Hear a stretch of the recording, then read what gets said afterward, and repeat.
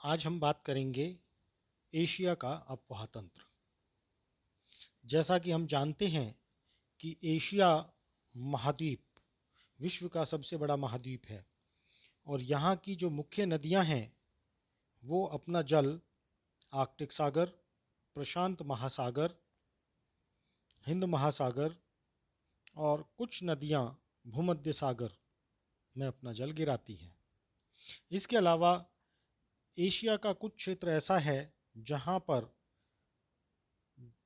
नदियाँ समुद्र तक अपना पानी नहीं पहुँचा पाती और आंतरिक भाग में ही विलीन हो जाती हैं, अर्थात आंतरिक प्रवाह क्षेत्र है।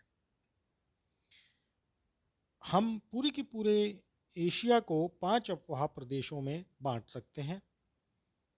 पहला है हिंद महासागरीय अफवाह क्षेत्र।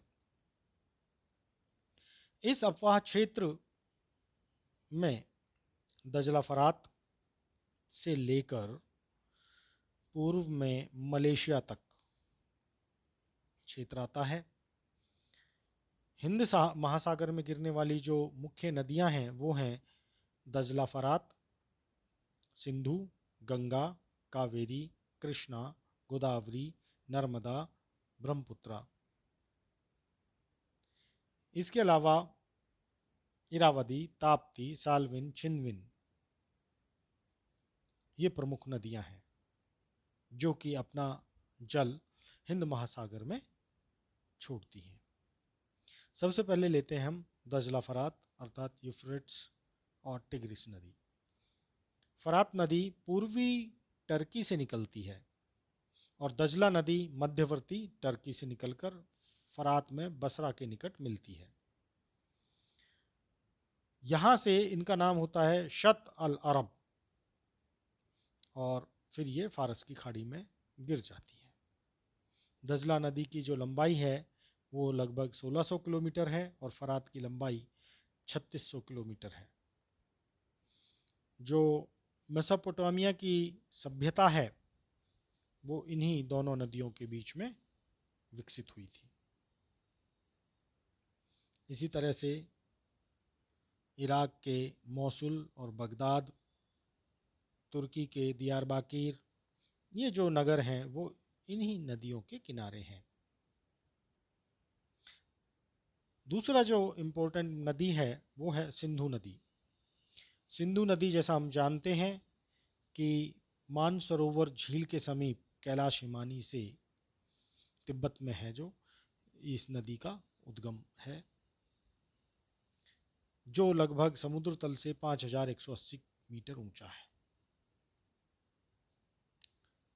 ये बेसिकली वहाँ से निकलकर मानसरोवर झील से निकलकर कराकोरम दर्रे के पास जंस्कार नदी से मिलती है। दाईं ओर से इसमें श्योक, गिलगित और काबुल नदी मिलती हैं।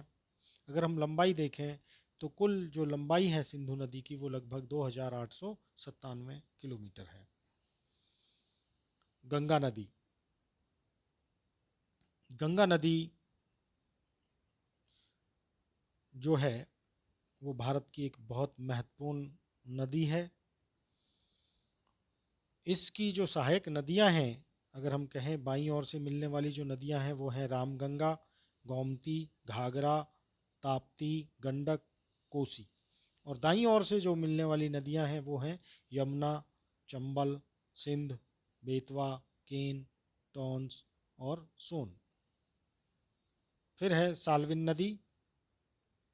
साल्विन नदी का जो उद्गम स्थल है वो भी तिब्बत है और वहाँ से उद्गम होकर ये चीन के यूनान प्रांत से बहती हुई म्यांमार में प्रवेश करती है। फिर म्यांमार और थाईलैंड की सीमा बनाती हुई यह नदी मर्तमान की खाड़ी में गिरती है। इस नदी को तिब्बत में नूजियांग कहते हैं। इरावदी नदी। इरावदी जो नदी है वो म्यांमार की बहुत इम्पोर्टेंट नदी है। यह बेसिकली माली और माई नदियों से मिलकर बनती है। अब और अंत में अंडमान सागर में जाकर ये मिल जाती है। ये बेसिकली छिनविन नदी की सबसे बड़ी सहायक नदी भी है। शाओ फ्राया नदी, ये थाईलैंड की बहुत इम्पोर्टेंट नदी है और बंगाल की खाड़ी में गिरती है। इसी तरीके से जो हिंद महासागर की और भी नदियां हैं जो हिंद महासागर में गिरती हैं, जिसमें रेड नदी है जो कि वियतनाम में बहती है। फिर है प्रशांत महासागरीय अपवाह क्षेत्र या प्रशांत महासागर में गिरने वाली नदियां। अगर हम देखें तो जो यह अपवाह क्षेत्र है, यहाँ से निकलने वाली नदियां मध्य एशिया की उच्च भूमि से निकलती हैं और प्रशांत महासागर में गिरती हैं। इनमें जो मुख्य नदियां हैं वो हैं वांग हो, यांग सीकियांग, सीकियांग, आप देखें मिकोंग, मीनाम, रैड, आमूर, ये प्रमुख नदियां हैं। और इन प्रमुख नदियों ने यहाँ पर उपजाऊ मैदानों का निर्माण भी किया है। चीन की का जो विशाल उत्तरी मैदान है वो हुआंग हो नदी के द्वारा बनाया गया है। और हुआंग हो नदी को, क्योंकि इसमें बहुधा बाढ़ आती रहती है, इसलिए इसको चीन का शोक भी कहते हैं। यांगसी क्यांग जो नदी है वो इस अपवाह क्षेत्र की सबसे बड़ी नदी है और इसकी जो लंबाई है वो है 5464 किलोमीटर। जो सिंकियांग नदी है वो चीन के दक्षिणी भाग में बहती है और इस नदी की जो लंबाई है वो है 2650 मीटर।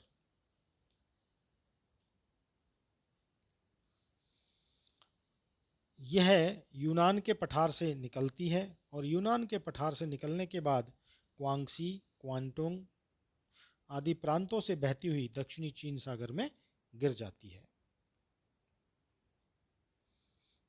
इसी प्रकार और भी कई नदियां हैं जो कि खासतौर पर चिकुगो नदी,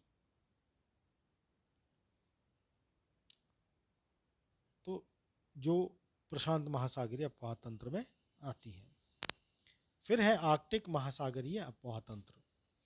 आर्कटिक महासागरीय अपवाह जो क्षेत्र है उसका विस्तार एशिया महाद्वीप के उत्तरी भाग में फैला हुआ है। यह सबसे बड़ा अपवाह क्षेत्र है। जो मुख्य नदियां हैं जो आर्कटिक महासागर में गिरती हैं उनमें ओबे या ओब नदी, येनेसी और लीना, ये नदियां एशिया के विशाल उत्तरी मैदान में बहती हुई आर्कटिक महासागर में गिरती हैं। जैसा कि हमें पता है कि आर्कटिक महासागर का जो अधिकांश भाग है वो वर्ष भर बर्फ से ढका रहता है और हिमाच्छादित होने के कारण जो नदियां हैं वो मुहाने पर गिरने से पहले फैल जाती हैं और इस कारण से जो यह क्षेत्र है, समुद्र के पास वाला क्षेत्र है, ये दलदल बन जाते हैं। जो ये दलदल हैं, दलदल बनने के कारण, बर्फ से हिमाच्छादित होने के कारण यहाँ पर कोई भी आप कह सकते हैं बंदरगाह नहीं है। तो यह क्षेत्र अगर हम आर्थिक दृष्टि से देखें तो विषम जलवायु होने के कारण, हिमाच्छादित समुद्र होने के कारण ये आर्थिक दृष्टिकोण से बहुत महत्वपूर्ण क्षेत्र नहीं है। फिर है आंतरिक अपवाह क्षेत्र। अगर हम आंतरिक अपवाह क्षेत्र को देखें तो एशिया के मध्यवर्ती भाग में अनातोलिया से पूर्व में मंचूरिया तक ये विस्तृत है। आमू और सर इस अपवाह क्षेत्र की मुख्य नदियां हैं। ये दोनों नदियां जो हैं वो अराल सागर में गिरती हैं। इसके अलावा जो छोटी छोटी नदियां हैं, इली, चू, खोतान, तारीम और ये जो छोटी नदियां हैं ये बलखाश झील में आकर गिरती हैं। इस जो क्षेत्र में बहने वाली नदियां हैं उनका वो अधिकांशतः वर्षा पर निर्भर करती हैं और वर्षा ऋतु में इन नदियों में पर्याप्त जल पाया जाता है।